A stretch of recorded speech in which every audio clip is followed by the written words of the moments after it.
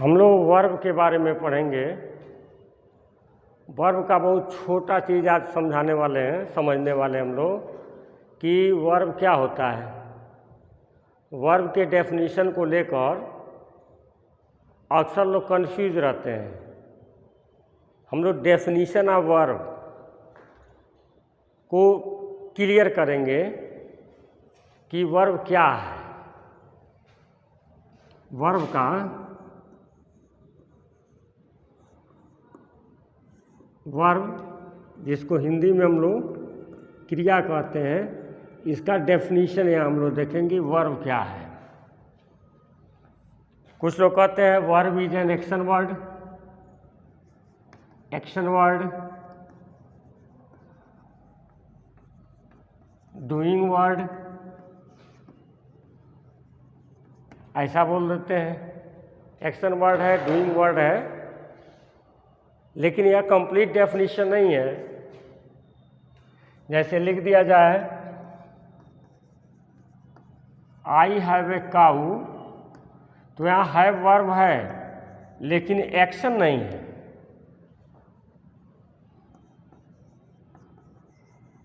He goes, यह action है। और I am a student, I am भी वर्ब है, ए भी वर्ब है, ये एक्शन केवल यह है। अगर हम डेफिनेशन देते हैं a verb is an action word, a verb is a doing word, और हमारे माइंड में क्वेश्चन आ जाता है कि I am a good boy, इसमें तो वर्ब है, तो फिर हमारा माइंड कन्फ्यूजन में रह जाता है कि वर्ब का हम क्लियर कॉन्सेप्ट नहीं जान पाते कि what is really what is verb. तो इसमें हम लोग जानेंगे कि वर्ब क्या है। आइए जानते हैं, देखते हैं हम लोग वर्ब का डेफिनेशन जो सबको इंक्लूड कर लेगा, जो कन्फ्यूजन से हमारे क्लियर हो जाएंगे। A verb denotes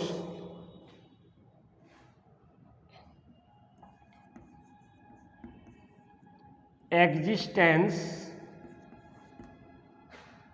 possession and action of the subject.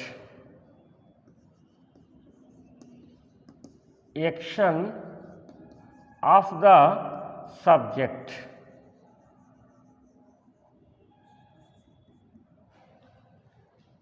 A verb denotes possession, existence, existence, possession and action of the subject. एक वर्ब क्या क्या बतलाता है? Existence of the subject, possession of the subject and action of the subject. इन तीनों चीज़ों को अगर existence, possession और action को शामिल कर लें तो सब्जेक्ट का डेफिनेशन कंप्लीट हो जाएगा। वर्ब का डेफिनेशन कंप्लीट हो जाएगा। और हम वर्ब के बारे में क्लियर कॉन्सेप्ट भी कर लेंगे कि जो गिवन वर्ब है वह एग्जिस्टेंस है या पोजीशन है या एक्शन है। यानी तीन चीज़ें क्लियर हुआ। फर्स्ट है existence of the subject. Existence means होता है अस्तित्व।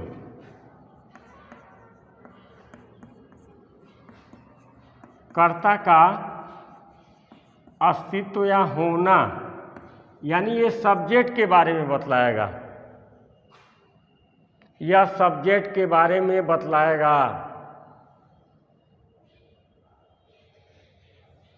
सब्जेक्ट के बारे में जब वर्ब बतलाता है, सब्जेक्ट के अस्तित्व को बतलाता है, कर्ता का अस्तित्व।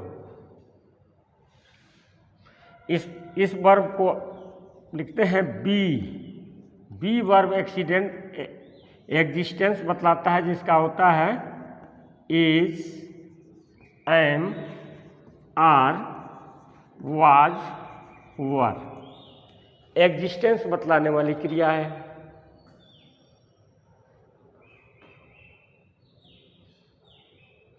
For example, he is a leader.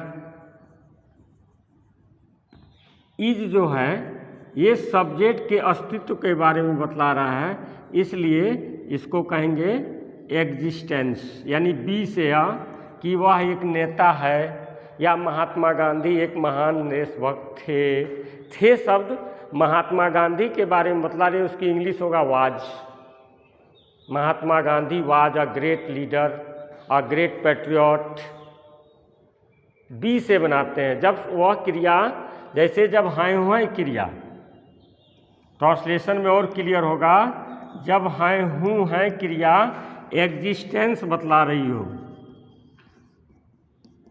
Existence, तो उसकी इंग्लिश बी से बनाएंगे। यानी बी का मतलब हो गया इज, एम, आर।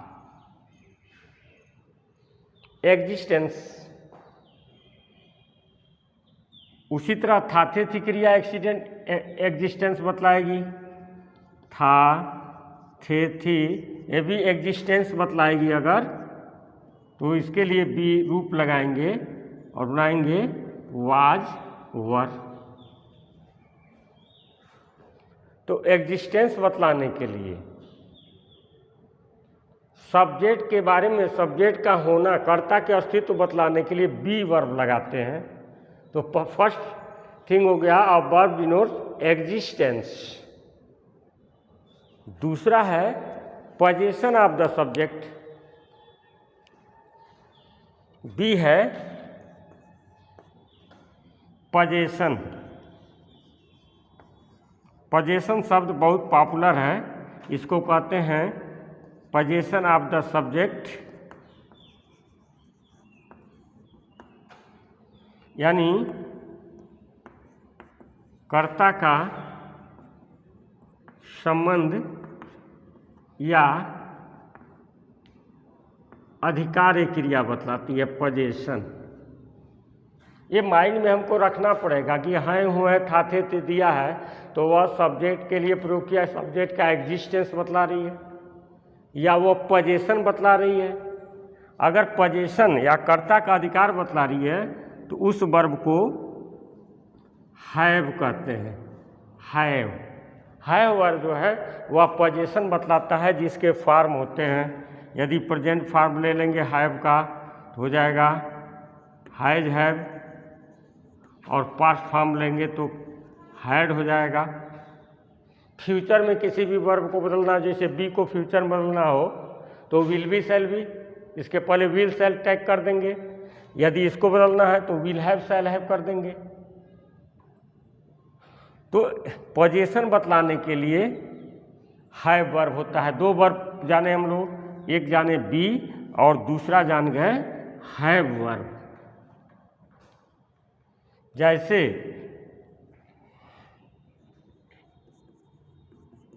मेरे पास एक पुस्तक है या एक पुस्तक था। अब इस था की इंग्लिश या यहाँ पे है दे दे तो है की इंग्लिश स्टूडेंट्स के मन में ये कन्फ्यूजन रहता है कि यहाँ इज क्यों नहीं लगा दे रहे हैं या था की इंग्लिश वाज क्यों नहीं लगा दे रहे हैं। तो ये जानना होगा कि था और है जो लिखे हैं यह पोजीशन बतला रहा है या एक्शन बतला, पोजीशन या एग्जिस्टेंस में क्या बतला रहा है। तो देखिए यह मेरा इस पुस्तक से संबंध बतला रहा है, पोजीशन बतला रहा है, इसलिए इसकी इंग्लिश जो बनेगा वो हैव से बनेगा। तो यदि लिखेंगे था होगा तो लिखेंगे आई हैड ए बुक, और यदि है लिखेंगे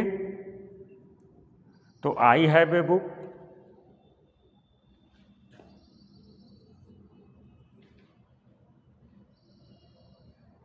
तो दो क्रियाएं हम लोग समझे A verb denotes existence, possession. जैसे वह एक महान देशभक्त थे, तो थे की इंग्लिश, या महात्मा गांधी एक महान देशभक्त थे, तो वह जो थे शब्द है वो सब्जेक्ट के लिए यूज़ किया गया है, महात्मा गांधी के लिए, इसलिए वाज लगेगा। और महात्मा गांधी सत्य और अहिंसा में विश्वास रखते थे, रखना की इंग्लिश हैव हो जाएगा। उनका सत्य और अहिंसा से संबंध था, पोजीशन बतला रहा है, रखना की इंग्लिश ऐसे ही हैव होता है तो हैड हो जाएगा। मेरे पास एक पुस्तक है, I have a book, I have a book. तो वर्ब दो चीज़ें बतलाता है मेनली, एग्जिस्टेंस, पोजीशन, और तीसरा जो है, तीसरा हम लोग क्लियर करेंगे।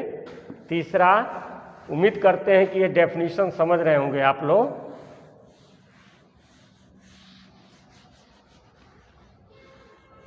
और थर्ड है एक्शन, सी है action of the subject,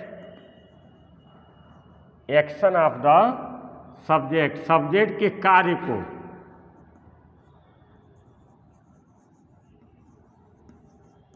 subject के कार्य को भी हम लोग वर्ब कहते हैं। जैसे गो,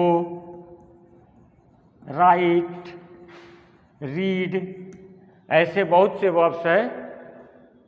तो इस प्रकार यदि वर्ब का कोई डेफिनेशन क्लियर हुआ, ये डेफिनेशन की, verb denotes existence, position and action. Existence यानी कर्ता के बारे में, कर्ता का होना ना होना, नेगेटिव है तो नहीं शब्द लगा होगा। उसी तरह पोजीशन,